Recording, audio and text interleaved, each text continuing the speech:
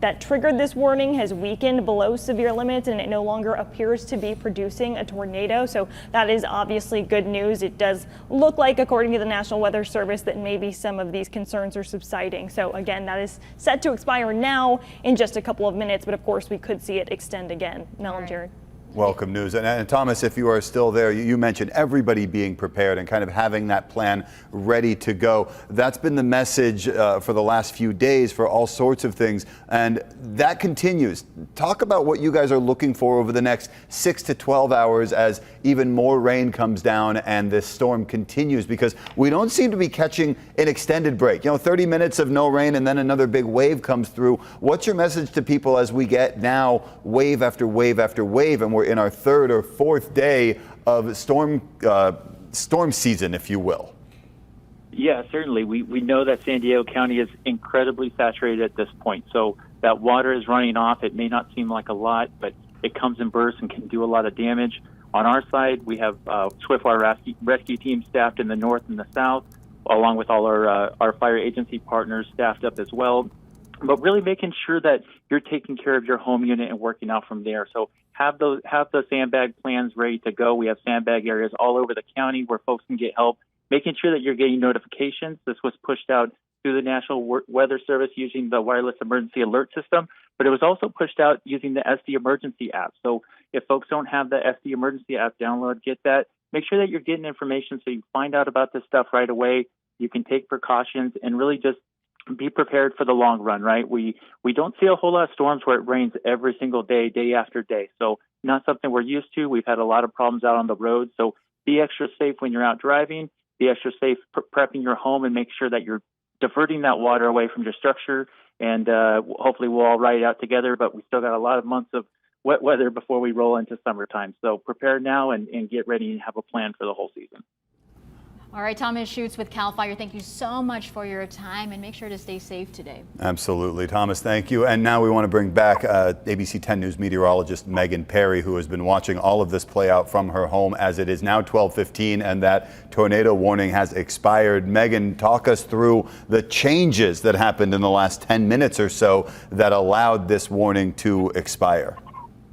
So yeah, like I had mentioned before, when this tornado warning was issued, you could clearly see a notch in the radar indicating that there was possible rotation. As that storm system was moving north, that rotation was getting less and less. So I'm not surprised that they decided to end it early. I was actually kind of surprised that they extended it till 12:45, but better safe than sorry. That storm that was radar indicated has definitely weakened significantly.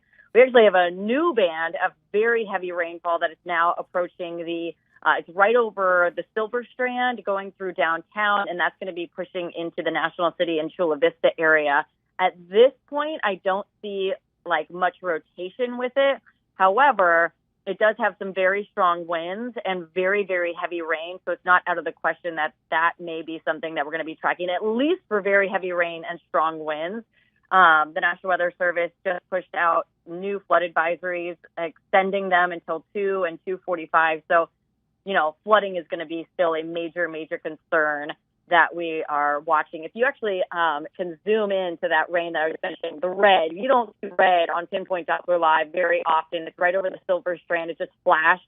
So that's where we have very heavy rainfall. That's where we're going to see that concern for flooding and more ponding on the roadways. And of course, we'll be watching it. National Weather Service is obviously watching it to see if any rotation occurs.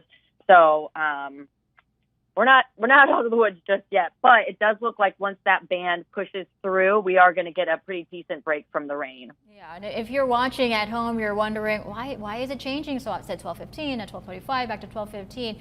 It's just the fluid nature, no pun intended, but just the changing nature of just the weather conditions. And Megan, we're going to see you on air in a few hours, but yeah. Anything else that people should know as they prepare for the day, as they pick up their kids from school, as they get off work? So, just, all the normal stuff that we've been talking about, as we transition into the rest of the afternoon, the rain is going to be less widespread. It's going to be less steady.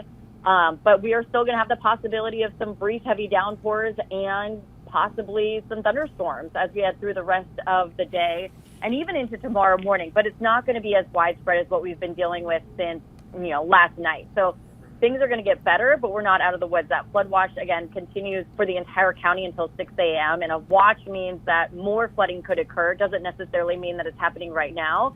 When you hear an advisory or a warning, that's when it means, hey, it's happening right now or it's going to be happening soon. So a warning and an advisory are when you need to take action. A watch is when you need to be kind of just prepared. So you need to be prepared through tomorrow morning.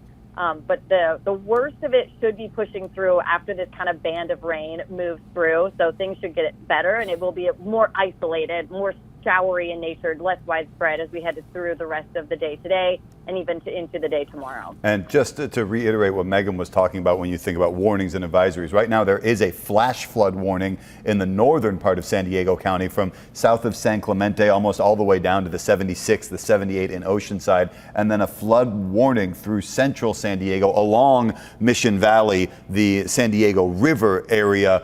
We have already seen from Danny Miskell earlier that water is near flood stage, actionable flood stage according to the National Weather Service, and likely rising as more rain goes through. Right, and there is so much happening here. We are going to keep you posted both on air and online, and should something happen again, we will be back on air just to make sure that you are in the know with all of the changing weather conditions as we cover this storm. We're also just hearing an airport weather warning, so we will stay on top of that throughout the afternoon. Yeah, that's until 2 p.m.